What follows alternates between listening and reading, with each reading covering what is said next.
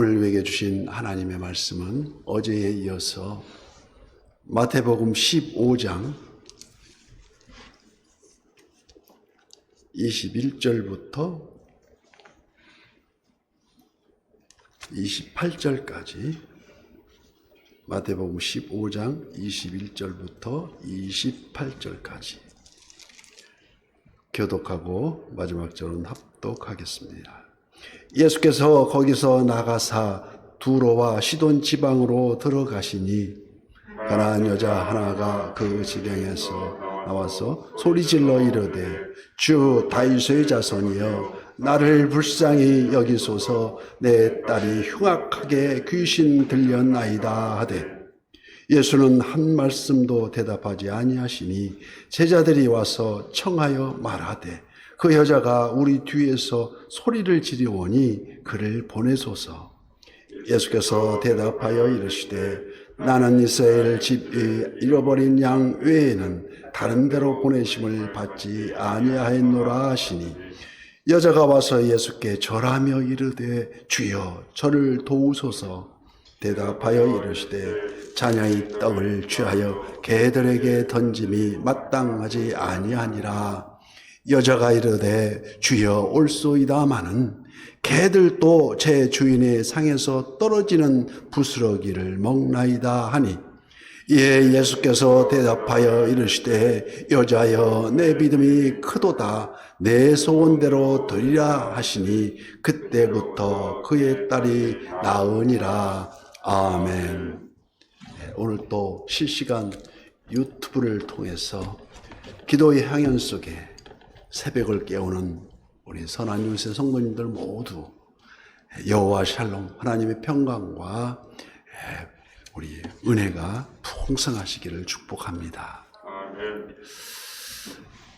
이제껏 우리가 간절하게 기도하고 있을지라도 우리를 향하신 하나님은 종종 그의 모습을 숨기시는 그 이면에는 나름대로의 우리가 모르는 존재의 이유가 있다는 것입니다.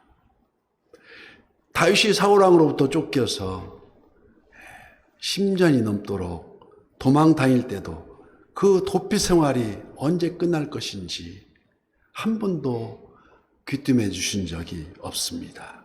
그렇듯이 오죽하면 당신의 하나님은 어디 계시냐고, 당신의 하나님 이미 당신을 버리신 것이 아니냐고 조롱까지 받았습니다. 오늘 본문에서도 예수님께서 두로와 시돈 지방을 다니실 때 한 가나안 여인이 주님 앞에 나와서 이렇게 말합니다. 22절 말씀과 같이 가나안 여자 하나가 그 지경에서 나와서 소리질러 이르되 주 다윗의 자손이여 나를 불쌍히 여기소서 내 딸이 흉악하게 귀신 들렸나이다 하되 그런데도 예수님께서는 아무런 반응이 없으셨습니다. 마치 이런 일들이 처음이 아닌 듯 싫다 좋다 어떤 의사도 보이지 않으시고 그냥 말이 침묵이지 그 상황을 이해할 수 없이 그 옆에 있던 제자들이 와서 청하여 말하되 그 여자가 우리 뒤에서 소리를 지르오니 그를 보내소서 할 정도로 24절 말씀에 예수께서 대답하여 이르시되 나는 이스라엘 집에 잃어버린 양 외에는 다른 데로 보내심을 받지 아니하였노라 하시면 그러면 그럴수록 더 적극적으로 그 가나안 여인은 25절 말씀 여자가 와서 이제는 절을 합니다. 예수께 절하며 이르되 주여 저를 도우소서 하고 계속 절을 합니다. 26절 말씀에 대답하여 이르시되 자녀의 떡을 취하여 개들에게 던짐이 마땅하지 아니하니라. 딸이 귀신 들려 괴로워하는 이 가정에 너무 가혹한 처사가 아니겠습니까? 이 여인은 마치 개 취급하듯 이는 완전 무시요 완전 모욕이라 할 수 있습니다. 그러나 이 여인의 반응이 더욱 놀라운 일이 아니겠습니까? 27절 말씀 여자가 이르되 주여 올소이다. 많은 개들도 제 주인의 상에서 떨어지는 부스러기를 먹나이다 하니, 지금 이 모습은 본래 예수님의 평소 모습이 아닙니다. 편안히 풀을 뜯고 있는 99마리의 양들보다 잃어버린 한 마리 양을 찾아서 피탈길, 험한 길도 마다하시고 찾아다니시는 우리 주님이신데, 지금 이 여인 앞에 예수님은 분명 자신의 모습을 감추고 있다는 것입니다. 이러한 부재의 반응 가운데 주목해야 할 것은 바로 이 여인에게 나타나는 간절함입니다. 밀치면 밀칠수록 더 가까이 다가서는 이 여인은, 우리는 대부분 이러한 부재의 순간에 둘 중에 하나를 택하는 게 상례입니다. 계속해서 찾거나 아니면 중도에 포기하거나. 어린아이가 아빠와 함께 숨바꼭질, 술래잡기를 할 때 숨어있는 아빠의 바람이 무엇이겠습니까? 제발 이 어린아이가 어려움 없이 자기를 찾아주기를 원하면서 숨습니다. 이와 같이 우리 주님을 향한 우리의 믿음을 단련시키기 위해서, 중도에 포기하는 연약함을 없이 하기 위해서 겉모습과는 전혀 정반대로 하나님은 계속 정진할 것을 우리에게 바라고 계신다는 것입니다. 하나님께서는 이스라엘 백성이 금송아지를 만들어 놓고 하나님 대신에 우상을 섬기는 것에 크게 분노하여 아주 벌을 하신 적이 있습니다.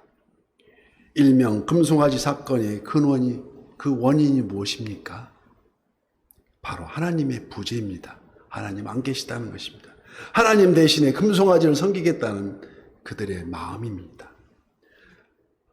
하나님을 대신하는 그 무엇도 하나님 진노가 뒤따른다는 말씀이 바로 성경에 기록된 우리에게 가르쳐 주신 말씀입니다. 그래서 십계명 중에 첫째, 둘째, 셋째가 거듭거듭하여 내 대신 다른 신을 섬기지 말고, 그다음에 우상을 만들지 말고 절하지 말라, 나를 방령때 일컫지 말라고 계속 강조하고 계신 게 아니겠습니까? 그런데 우리는 지금 그렇게 살고 있습니까? 황금 만능 시대에 물이 들어서 금쪽 같은 자식이라 해서 애지중지 자식 일이라면 최우선이고, 갑자기 수억이 떨어진다면 하나님은 고사하고 자기 목숨조차 위험 속에 던져버리는, 그러니까 열의 열, 십의 십이 다 하나님이 주신 천지 만물을 창조하신 여호와 하나님 것임에도 오로지 자기 것인 양 아까워서 온전한 11조를 드리지 못하고 있는 우리 자신들은 아닌지 우리를 우선순위를 찾아야겠습니다. 그래서 한 예를 들어서 갑자기 홍수가 범람해서 물이 막 흘러 넘쳐서 떠내려 갑니다. 사랑하는 안사람이 떠내려 가고, 사랑하는 아들이 떠내려 갑니다. 그런데 또 존경하는 어머니가 물에 떠내려 갑니다. 손을 높이 들면서 나 잡아들라고. 그 아들은 한쪽을 떠나지 않게 잡고 있어서 한 손뿐이 잡을 수가 없습니다. 근데 누구를 잡겠습니까? 네, 저 뒤에 계신 우리 집사님은 주의자님을 잡는답니다. 네, 이렇게 우리 우선순위가 누구인지를 우리는 판단해야 합니다. 혹시 그래서 그 답은 개인적으로 저한테 오시면 확실하게 알려드립니다. 그래서 그러한 미면에 욥의 신앙이 있습니다. 참으로 귀한 믿음의 소유입니다. 개인 고통의 터널 속에서 진정 그에게 주목할 모습이 있는데 바로 하나님 한 분이시라는 것입니다. 지금 이 순간 주시는 이도 여호와시오, 거두시는 이도 여호와시라는 확신으로 하나님을 떠나지 않는다는 것입니다. 오늘 본문 속에 등장하는 가나안 여인의 믿음은 오직 그의 간절함이었습니다. 우리가 그리스도인이라고 하면서 내 뜻과 하나님의 뜻이 다를 때 여지없이 하나님 뜻을 버리고 아무 일도 없던 것처럼 내 뜻대로 살아가고 있지는 않는지 우리는 이 시점에서 새해를 맞으면서 되돌아봐야 한다는 것이 아니겠습니까? 불굴의 믿음 앞에 절망은 없습니다. 폭풍이 지나간 들에도 꽃은 피고 지진이 무너진 땅에도 샘은 솟는다는 것입니다. 그래서 본문 28절 말씀, 이에 예수께서 대답하여 이르시되 여자여 내 믿음이 크도다, 내 소원대로 되리라 하시니 그때부터 그의 딸이 나으니라. 끝까지 주님 앞에서 소원을 아뢰던 그 가나안 여인에게 여자의 내 믿음이 크다 하시는 우리 주님은 내 소원대로 되리라고 말씀으로 치유하십니다. 사랑하는 성도 여러분, 주님께 인정과 칭찬을 받고 문제 해결한 이 가나안 여인의 믿음이 무엇입니까? 바로 어떠한 난관에도 어떠한 장애물 앞에서도 중도에 포기하지 않고 백절불굴 일사가교의 신앙이었습니다. 그래서 마태복음 24장 13절 말씀에 그러나 끝까지 견디는 자는 구원을 얻으리라고 우리 주님은 말씀하십니다. 어떠한 절박한 문제가 있습니까?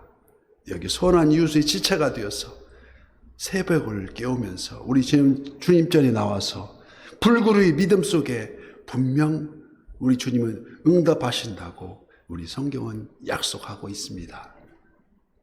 여자의 내 믿음이 크도다, 내 소원대로 되리라고. 참고로는 코로나 변이 시대에 더욱 우리가 방역에 힘을 기울일지라도 은혜 아니면 살아갈 수가 없네. 오직 예수뿐이라고 우리 찬양하면서 이 새벽을 여는 이 하루를 새롭게 이전 것은 지나갔으니 보라 새 것이 되었도다. 관계를 새롭게 오늘도 믿음의 경주에서 승리하시는 저와 우리 성도님 모두가 되시기를 예수님 이름으로 축복합니다.